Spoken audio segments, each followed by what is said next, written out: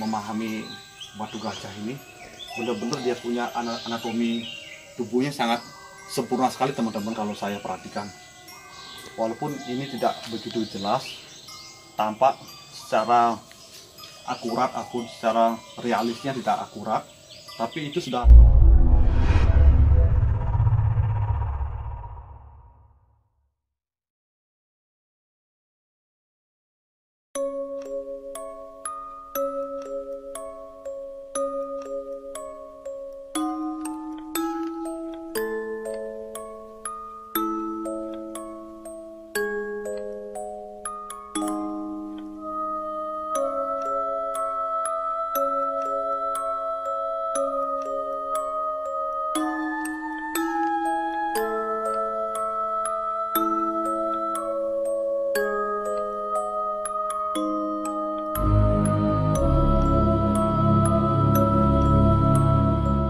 sebuah kebudayaan ataupun adat istiadat ataupun nilai-nilai sejarah tentang yang ada di bumi Nusantara ini, khususnya di tanah Jawa, adalah sejarah yang perlu kita pelajari, kita perlu kuak, yang mana kalau kita sebagai seseorang yang tinggal di bumi Nusantara, khususnya tinggal di tanah Jawa, mengenal beberapa peninggalan sejarah yang ada di sini, itulah salah satu kita sebagai generasi muda yang harus memahami budaya-budaya luhur maupun adat istiadat maupun peninggalan-peninggalan di zaman tempo dulu.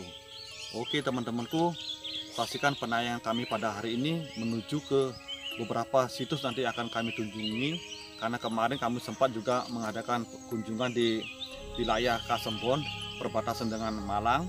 Kali ini kami akan menuju ke salah satu kawasan perhutani di sini. Ada satu situs yang akan kami kuak pada hari ini juga. Tetap di channel Bambu Dewata. Salam Nusantara, salam budaya, salam semangat selalu dalam melakukan aktivitas kepada teman-temanku yang berada di Nusantara. Mari kita lanjutkan perjalanannya menuju ke lokasi akan kami tuju. Ini adalah salah satu lokasi yang mana situs batu gajah ini jarang juga diketahui oleh umum teman-temanku, karena tempatnya sangat jauh terpencil berada di wilayah kawasan hutan seperti ini teman-teman. Mari kita sambil jalan sambil menuju ke lokasi yang akan kita tuju.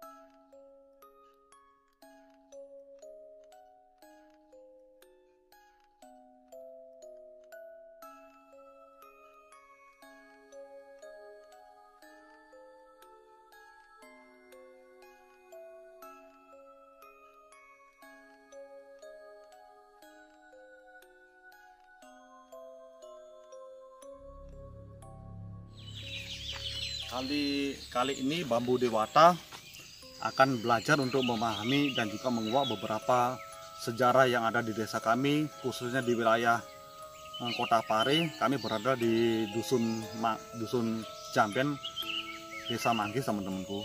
Karena selama ini juga jarang juga ada yang menguak maupun mengekspos beberapa situs-situs benda bersejarah maupun benda-benda purbakala yang ada di sini teman-teman. Ini dahulu kalanya adalah sebuah hutan teman-teman, bisa dilihat itu kan. Nah ini adalah dahulu kalanya adalah bekas hutan yang sangat lebat sekali teman-teman, karena adanya berupa perluasan kawasan oleh perhutani, dipakai untuk penanaman beberapa pohon, seperti ada pohon arbacea, istilahnya orang desa di sini bilang pohon sengon, dan juga yang tersisa hanya ini aja hutannya teman-teman. Ini termasuk salah satu hutan pohon mahoni teman-teman. Itu dari kejauhan sudah terlihat batu gajahnya teman-teman. Nanti sampai di sana akan saya ceritakan sejarah tentang batu gajah ini teman-teman. Oke, mari kita lanjutkan perjalanannya.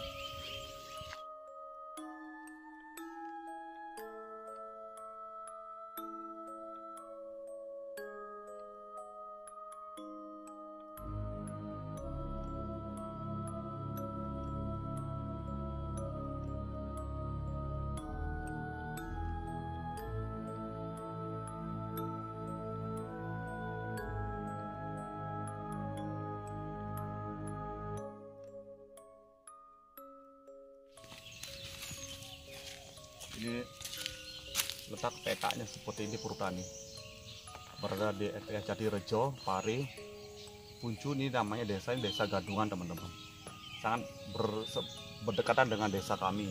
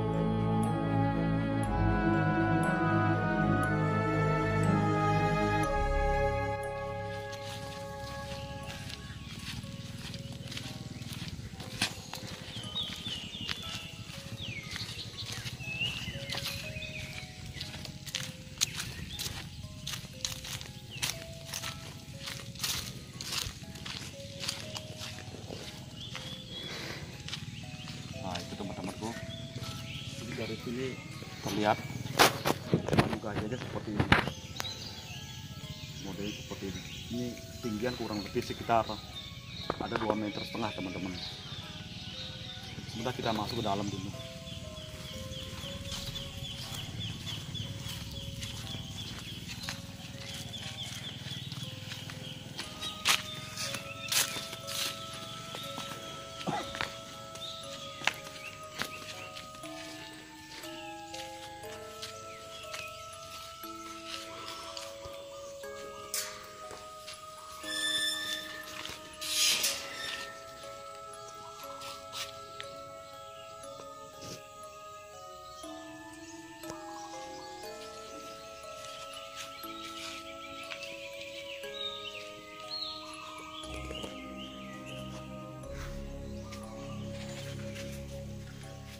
Ini bisa dilihat teman-teman, batu gajahnya seperti ini. Jarang sekali kalau kita melihat sebuah benda purbakala berupa gajah teman-teman kalau di wilayah tanah Jawa ini. Ini salah satunya yang masih tersisa. Ini kalau diperhatikan seperti dari batu andesit juga ini. Seperti ini. Karena pengaruh usia, akhirnya sudah mengalami beberapa juga keruntuhan. Luar biasa nih besarnya ini. Dan dari kejauhan itu terlihat seperti belalainya. Nah, jelas sekali terlihat belalainya.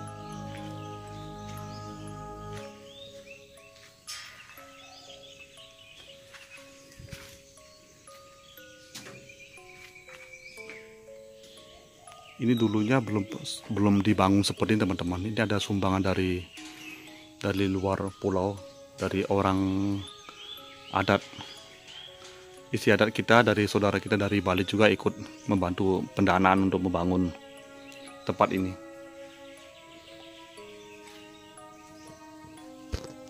Nah, ini sekarang akan saya perlihatkan sama teman-teman. Ini termasuk ini telinganya teman-teman. Seperti ini telinganya. Ini yang ini belalainya ini.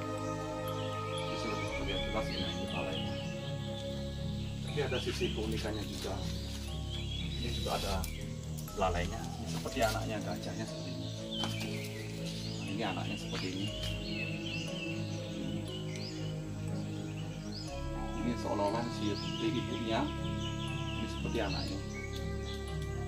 Jadi orang zaman dahulu kalanya benar-benar mempunyai daya seni yang luar biasa teman-teman.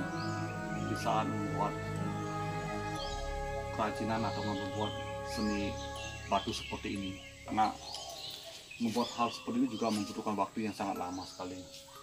Dan juga saya sebagai seorang seniman memahami batu gajah ini, benar-benar dia punya anatomi tubuhnya sangat sempurna sekali teman-teman kalau saya perhatikan. Walaupun ini tidak begitu jelas, tampak secara akurat ataupun secara realisnya tidak akurat, tapi itu sudah ada sisi bentuknya, dia sudah karakter bentuknya sudah sangat jelas. Ini menandakan situs batu gajah teman-teman. Seperti ini, bisa diperhatikan seperti ini. Nah, ini itu ada satu binatang juga, apa namanya, seperti laba-laba itu. Nah, ini sekarang saya tunjukkan tampak dari belakang. Yang ini anaknya, yang ini ibunya. Nah, ini seperti ada ekornya teman-teman. Ini ekornya, ini juga ekornya, seperti ini.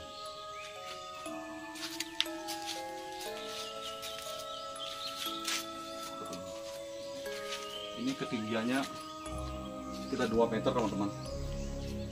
Ini 2 meter.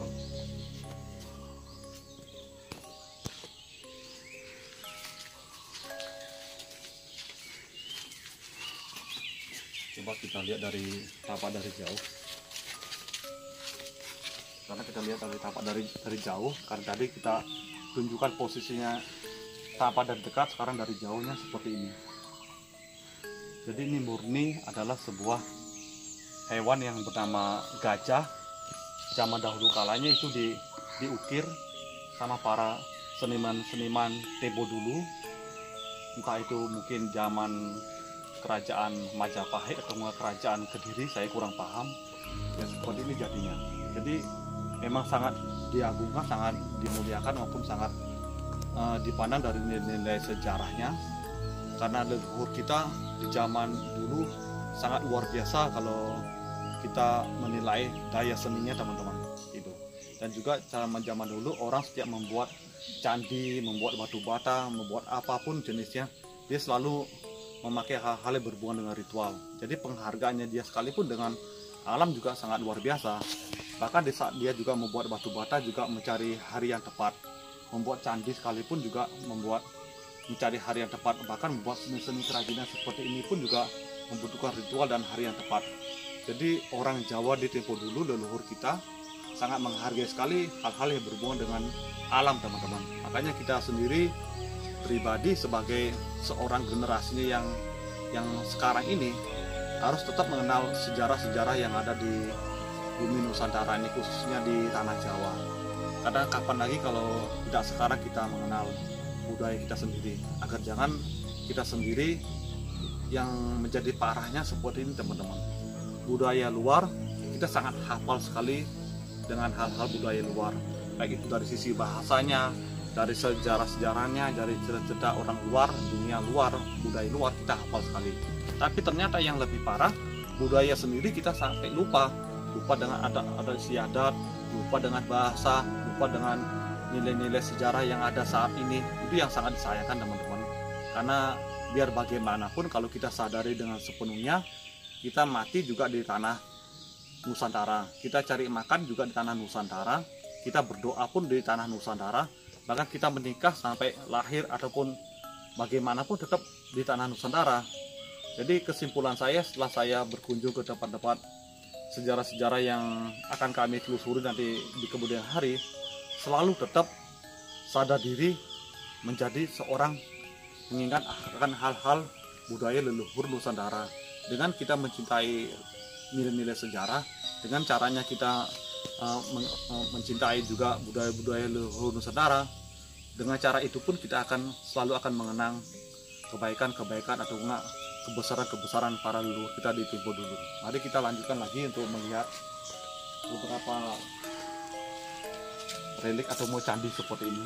Jadi biar lebih jelas lagi batu gajah seperti ini. Kenapa saya bilang ini juga termasuk sangat sempurna sekali, sudah mendekati hampir 100% sempurna.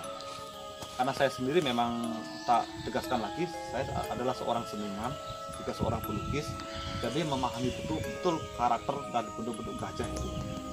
Ini termasuk satu bangunan dari seni pemahat batu di tempo dulu sangat luar biasa teman-temanku. Dari sisi kakinya segala macam. Ini pun kalau saya amati mungkin kemungkinan karena pengaruh juga gunung Kelut meletus akhirnya dia terpendam. Jadi hanya ini aja yang mensisakan bentuknya seperti ini. Kalau terus digeduk sampai ke bawah, ini akan muncul teman-teman candinya seperti ini. Nama situs Batu Gajah. Kita lihat lagi sampai di sampingnya.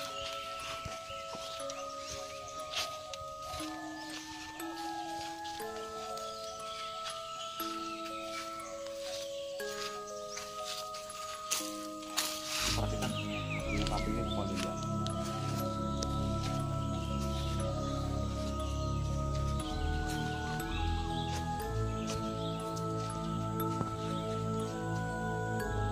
Lagi dari samping.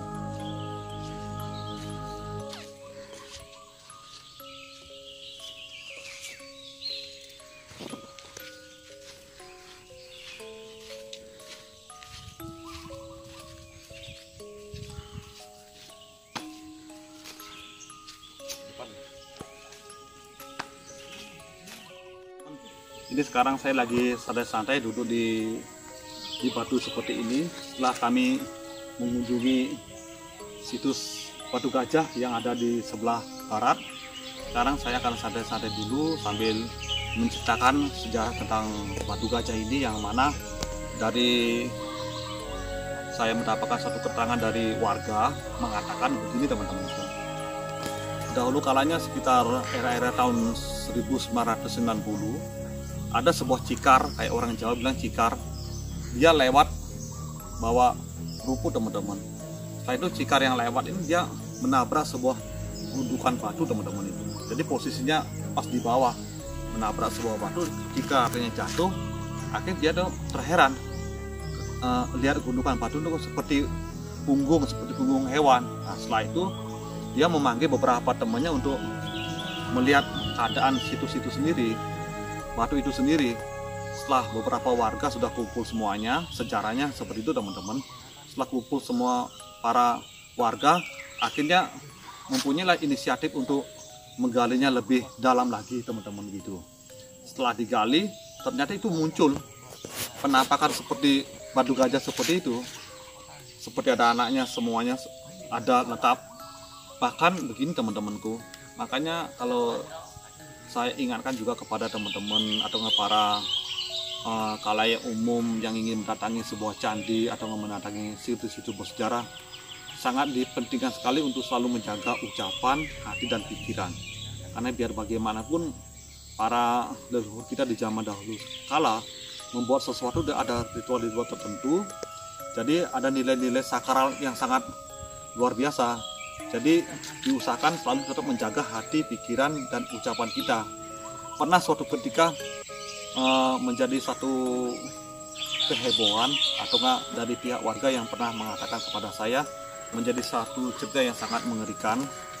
Tempat ini dulunya pernah dipakai istilahnya mencari nomor teman-teman, atau enggak istilahnya togel gitu.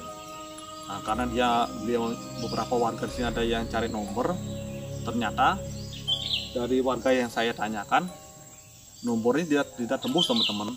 Nah, karena dia nomor tidak tembus, akhirnya si mata gajah ini sempat dipukul palu teman-teman gitu. Nah, yang terjadi apa teman-teman?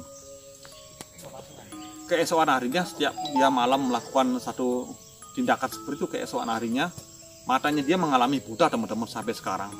Itu yang terjadi. Ada saksinya di rumah warga yang ada di sini. Jadi dimohon, kalau menurut saya pribadi, apapun jenis tempat sejarah yang kita kunjungi, ataupun tempat-tempat candi yang kita kunjungi, ataupun situs-situs yang kita kunjungi, tetap hanya kita sebatas menghormati, ataupun istilahnya saling menghargai, ataupun hanya sebatas mengenang nilai-nilai sejarah bumi Nusantara yang ada di Indonesia, khususnya beberapa peninggalan-peninggalan yang ada di sini. Jadi kita hanya sebatas itu aja teman-teman, tidak lebih dan tidak kurang. Tapi kalau ada seseorang yang ingin meminta sesuatu atau nggak di tempat-tempat bersejarah seperti ini, saya rasa diusahakan jangan sampai itu terjadi, karena nanti akan berhubungan dengan malu-malu tertentu gitu.